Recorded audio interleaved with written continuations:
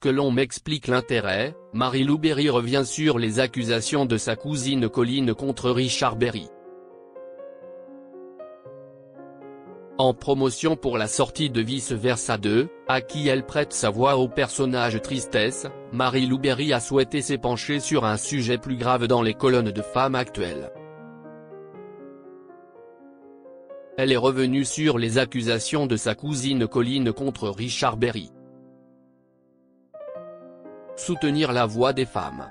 Marie-Lou Berry a l'habitude de défendre avec ferveur les combats féminins. Alors qu'elle se trouvait au Festival de l'Alpe d'Huez en janvier dernier, la comédienne revenait sur les différentes accusations contre Gérard Depardieu, qui ont divisé la sphère du 7e art en France. Depardieu est un acteur qui joue dans des films, donc à partir du moment où il n'a pas été jugé, on ne va pas l'effacer, expliquait-elle au micro de BFM TV, mardi 16 janvier 2024. Une problématique selon elle, qui ne s'arrête pas là.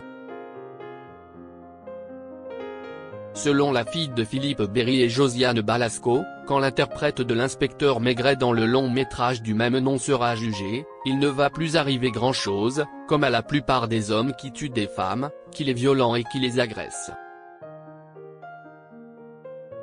Je ne m'inquiète vraiment pas pour lui, regrettait-elle. Également, une affaire entre son oncle, Richard Berry, et sa cousine, Colline, a été rendue publique après une plainte de cette dernière. Je veux bien que les menteuses existent.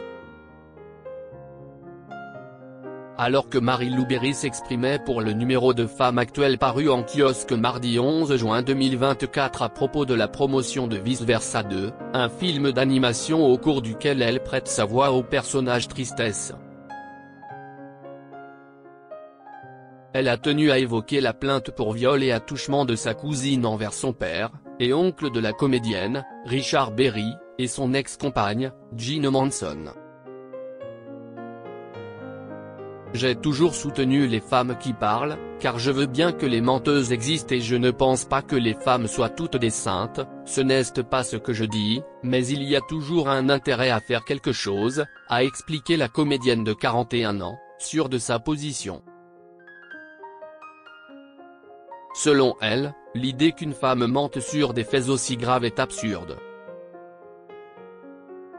Je voudrais bien que l'on m'explique l'intérêt des femmes qui dénoncent ce genre de choses, a-t-elle questionné, faisant référence aux individus qui remettent en question la parole des femmes qui témoignent d'agressions sexuelles dont elles ont été victimes.